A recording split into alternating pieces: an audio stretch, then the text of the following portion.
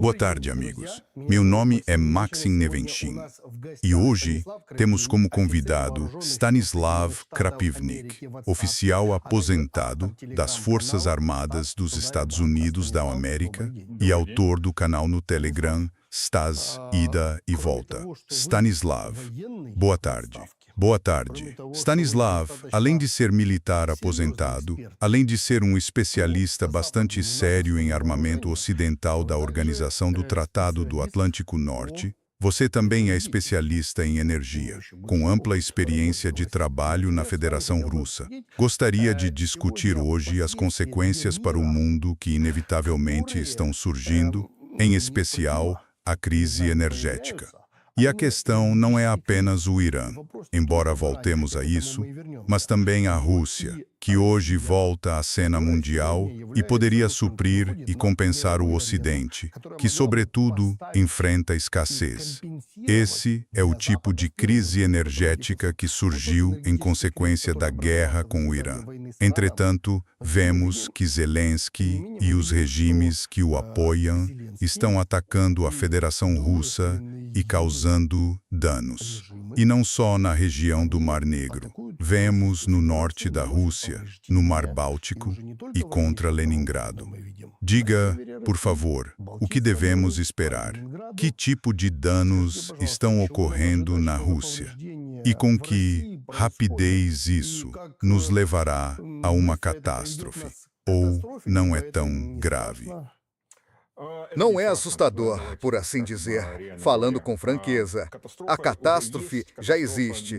Não é uma catástrofe russa, é uma catástrofe global. E isso, claro, agrava a situação. É igualmente uma catástrofe para os próprios europeus que patrocinam Zelensky. O mais curioso é que eles estão simplesmente cortando o galho em que todos estão sentados. Primeiro, pela experiência, fui diretor de suprimentos tanto na Cameron quanto na Halliburton. São empresas de serviços para petróleo e gás, duas companhias muito grandes nos Estados Unidos da América. E fui diretor de suprimentos para os projetos de construção da empresa Technomont. Lá ampliamos a refinaria de Moscou e construímos uma das 3 fases da Gazprom-Neft, a unidade de processamento de gás de amor. Foi um projeto de 15 bilhões de dólares. Para se ter ideia, projetos enormes. Então, European Union, sei os prazos necessários para encomendas de estruturas metálicas, tanques, válvulas, componentes para guindastes, tudo isso e quanto tempo leva. E quais são os prazos de trabalho para a perfuração de poços e assim por diante. Então, European Union observa o que existe. Primeiro, estão atacando refinarias. É preciso entender de onde os ucranianos estão atacando, ou talvez os estonianos. Porque, na prática, tudo agora sobrevoa a Estônia. Ou talvez venha da Estônia. O homem soviético não é apenas uma categoria histórica, mas um amplo projeto político que formou um sistema de valores e o caráter social de gerações inteiras. Da erradicação do analfabetismo e da corrida ao espaço até um sistema singular de saúde e educação.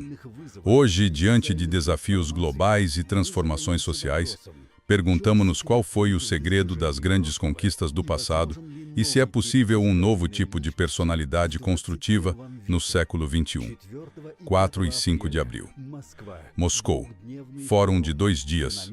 Fenômeno do homem soviético. Um espaço para análise profunda com a participação de historiadores, políticos, filósofos e especialistas em mídia de destaque. Os ingressos podem ser comprados pelo link na descrição ou no comentário fixado. E dizem que supostamente um drone ucraniano contorna isso. Que tipo de drone é esse? Foi quando atacaram os drones que atingiram o aeródromo de Pskov. Já ficou claro que não vieram da Ucrânia. Eles não são capazes de voar tão longe. Já a Estônia fica a 45 quilômetros do aeródromo de Pskov. Portanto, tudo fica bem perto. Os letões também... Os letões, claro, podiam voar ainda mais longe do que a Estônia. Mas o que sabemos é, no outono passado, passado, um drone explodiu bem no meio da Estônia. Os estonianos não queriam falar disso. Tentaram encobrir o assunto, mas acabou indo para a internet. Alguém filmou, alguém tirou foto da cratera. O drone caiu. Se tinha saído da Estônia e caiu ali, ou se estava apenas a sobrevoar a Estônia, não ficou claro. Mas estava na Estônia, era do tipo ucraniano. Mas a maior parte dos drones que os ucranianos usam não é fabricada por eles. Trazem as peças, ajustam as asas, põem as porcas, ligam a bateria e prendem a ogiva. Ainda assim, é produção ocidental. Não vamos nos enganar. A questão agora é até que ponto a Estônia já faz parte desse conflito militar. European Union diria, na minha opinião, que a Estônia é totalmente parte desse conflito militar. Ou seja, estarão envolvendo os estonianos ou provocando a Rússia para que ela responda. Sim, para expandir o teatro de operações militares. Sim, a Estônia, é preciso compreender, toda a região báltica está em colapso econômico total. Já estavam mal e agora estão ainda pior. Há um ano, um pouco mais de um ano, acho que foi em fevereiro passado, no dia 4 de fevereiro de 1925, eles alegremente cortaram seus cabos elétricos que os ligavam à Rússia e à Bielorrússia, que lhes forneciam energia relativamente barata e um fluxo estável de eletricidade. Eles até colocaram um pedaço desse cabo de alta tensão no Museu da Libertação. Só que o preço da eletricidade aumentou 4 vezes, e onde antes tinham contratos de longo prazo, agora compram no mercado à vista. O mercado à vista é quando se compra de forma emergencial. É uma negociação desse tipo, pago para entrega imediata. Se alguém tiver um pouco de petróleo sobrando, European Union compro. O preço é o dobro? Pois bem, European Union preciso. Mas agora eles compram isso constantemente, da Finlândia, da Suécia e da Polónia, a preços 4 vezes maiores. Os negócios lá morreram, as pessoas simplesmente fugiram, lá é impossível trabalhar. Agora as pessoas têm apps no celular e checam o preço da eletricidade constantemente, às vezes várias vezes ao dia. Decidem quando ligar a máquina de lavar, quando lavar a louça, quando ver televisão. É tão absurdo que as pessoas levantam às 3 da manhã porque é mais barato lavar roupas nesse horário. A eletricidade está absurdamente cara. Sim, absolutamente. Os jovens já foram embora há muito tempo. A economia está morrendo diante dos olhos. E o que resta? Uma cabeça de ponte. A elite dos países bálticos, já que estamos no assunto, é preciso entender porque eles não se estabeleceram aqui. Porque todos eles têm passaportes estrangeiros, ou melhor, de outros países. Todos eles têm dupla, até tripla cidadania, mas na verdade são cidadãos da União Europeia. De qualquer forma, não existe na prática um cidadão da União Europeia. Eles podem viajar sem obstáculos. Por que precisariam de outro passaporte? Porque muitos têm passaportes americanos, britânicos e de outros países. Sim, e com o passaporte estoniano podem praticamente... Eles vão embora, não vão ficar. É a mesma coisa nas últimas negociações. Quando a Rússia foi negociar por meio dos Estados Unidos com os ucranianos, chegaram 2 equipes dos Estados Unidos. Uma equipe era de Trump, a outra de Kiev, mas todos eram cidadãos dos Estados Unidos. Um detalhe interessante, toda a equipe ucraniana era formada por cidadãos dos Estados Unidos. Como é que se interpreta isso? De que lado cada um está? Aí fica claro com quem você realmente está lidando, então eles estão só ampliando essa humilhação. E quanto aos danos? Porque a European Union leio blogueiros, por exemplo, Anatoly Sherry. Ele pergunta: para onde vocês estão olhando? Por que a Rússia não está defendendo? É absurdo permitir que ocorram derrotas para Zelensky, especialmente no momento em que a Rússia poderia lucrar. Primeiro, a Rússia está defendendo. Não se pode dizer que ela não está defendendo. A Rússia é simplesmente enorme. Existem várias formas de defender. Também há redes, o sistema de defesa antiaérea. Mas, de novo, a Rússia é gigantesca, não vamos esquecer disso. Isso significa uma enorme quantidade de sistemas de defesa antiaérea. Porque sim, com a Rússia, quando o espaço aéreo fica aberto, podem aparecer de repente coisas vindas dos países bálticos ou até da Finlândia. Desculpe, eles teriam voado, cruzado o mar e entrado pela Finlândia? Duvido. A questão é, eles só passaram por ali ou de fato decolaram dali? E quem os lançou? Seriam agentes ucranianos ou os próprios estonianos ou finlandeses que colocaram esses drones no ar? Até que ponto eles já estão envolvidos neste conflito armado? Pelos alvos que escolhem, é preciso entender o que é uma refinaria de petróleo. É um enorme complexo com uma imensa quantidade de dutos e tanques, tudo sob pressão e controle computadorizado.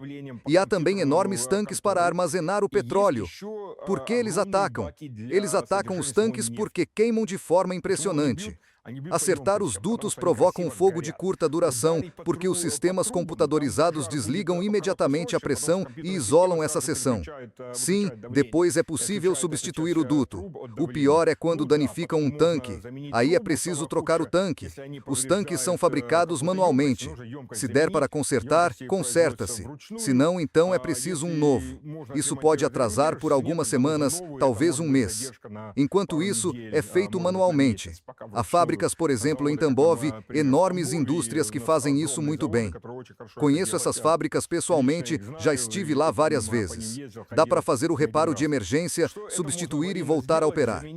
Mas quando um desses tanques explode, quase não faz sentido tentar apagar o fogo. Todos os dutos são fechados, nada mais entra. O volume que está lá simplesmente queima. Sim, o tanque fica destruído, mas são imensos tanques de aço. Há movimentação de pressão no topo. Estou entendendo corretamente que o volume que a refinaria de petróleo já produziu e poderia vender e lucrar é justamente isso que os drones inimigos atacam para nos impedir de obter o dinheiro. Eles? Não. European Union, acho que nem é por isso. Eles atacam para obter dinheiro para si, para mostrar que eles conseguem fazer alguma coisa. Eles atingem esse tanque. Lá há muitos tanques. Só um pega fogo, talvez outro também. Dá para substituí-los rápido. Não é um volume gigantesco. E de petróleo, por assim dizer. Estou entendendo direito que isso não é catastrófico? Não é catastrófico. Pega fogo bonito, eles mostram fotos e depois pedem dinheiro. Ora, estamos nos defendendo, então estamos fazendo ataques na Rússia. Atacar só uma parte da refinaria não causa muito fogo. Os dutos são isolados, as válvulas automáticas fecham e a pressão não vaza. E não há mais o que fazer. Depois vem o conserto. Ou seja, é para o Ministério das Relações Exteriores levantar esse alarde e esse circo. Sim, sim. Dizem acabou tudo, mas na realidade não houve dano significativo. Por exemplo, no verão, quando atacavam bem mais do que agora, o Ocidente dizia que a produção e o refino russos tinham caído 18%, quando na verdade foi 2,5% a 3%. De novo, a gente continuou vendendo tudo. Quando diziam não há combustível suficiente na Rússia, eles ainda gritavam que todo mundo estava fugindo da Crimeia. Por algum motivo, em agosto, quando uma multidão de turistas parte, vejam, todo mundo está fugindo da Crimeia. É a mesma coisa quando as pessoas começam e, por alguma razão, só no sul da Rússia faltava combustível.